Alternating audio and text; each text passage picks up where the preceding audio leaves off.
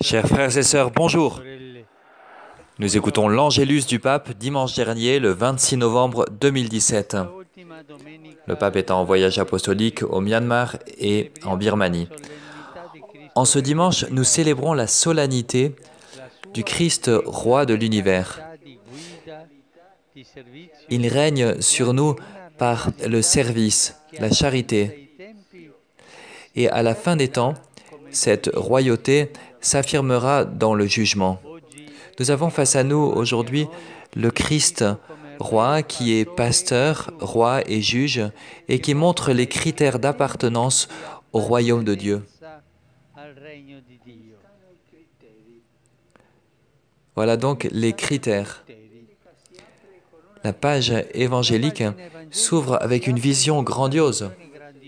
Jésus, s'adressant à ses disciples, leur dit « Quand le Fils de l'homme viendra dans sa gloire, et tous les anges avec lui, il sera assis sur le trône de sa gloire. » C'est l'introduction solennelle du récit du jugement universel.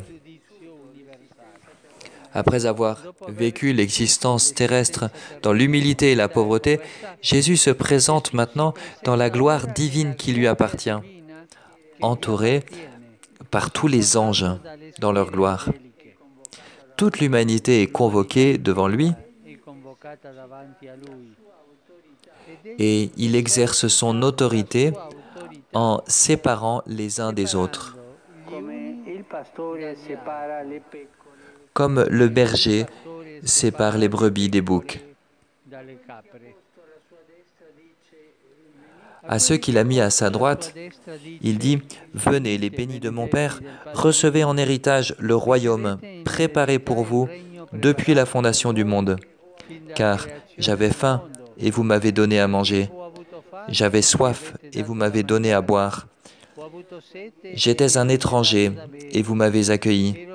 J'étais nu et vous m'avez habillé. J'étais malade et vous m'avez visité. J'étais en prison et vous êtes venus jusqu'à moi. »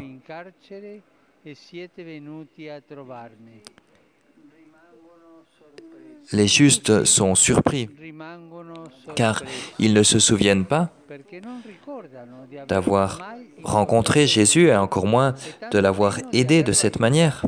Mais ils déclarent «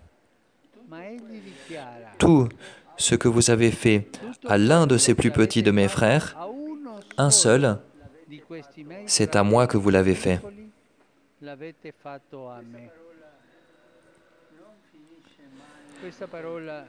Cette phrase de Jésus ne cesse de nous interroger, de nous surprendre, car elle nous fait comprendre jusqu'à quel point arrive l'amour de Dieu, Dieu qui s'identifie avec nous, non pas quand nous allons bien, mais quand nous sommes en bonne santé, heureux, non, quand nous sommes dans le besoin. Et de cette manière cachée, il se laisse rencontrer, il se laisse trouver. Il nous tend la main comme un mendiant. Ainsi, Jésus révèle le critère décisif de son jugement, qui est l'amour concret vis-à-vis du prochain en difficulté. Ainsi se révèle le pouvoir de l'amour, la royauté de Dieu, solidaire avec ceux qui souffrent pour susciter partout des attitudes et des œuvres de miséricorde.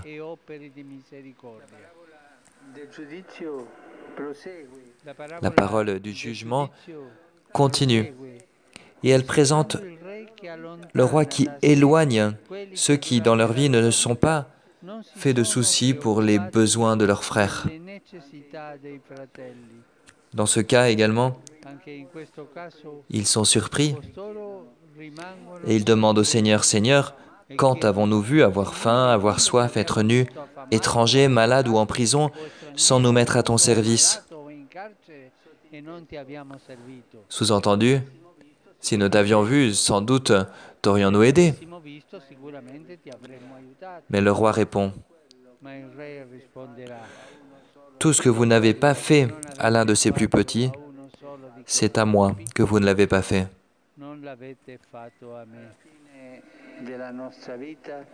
À la fin de notre vie, nous serons jugés sur l'amour,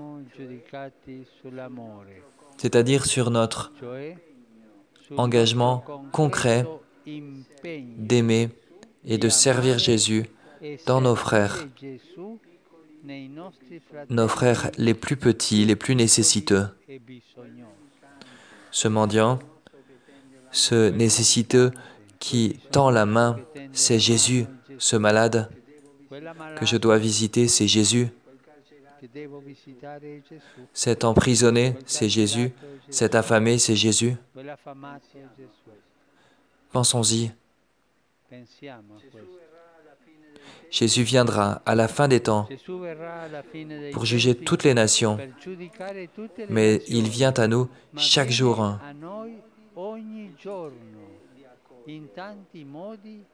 de différentes manières, et il nous demande de l'accueillir. Que la Vierge Marie nous aide à le recevoir dans sa parole, dans l'Eucharistie, et en même temps dans nos frères et nos sœurs qui souffrent la faim, la maladie, l'oppression, l'injustice. Que nos cœurs les accueillent dans l'aujourd'hui de notre vie,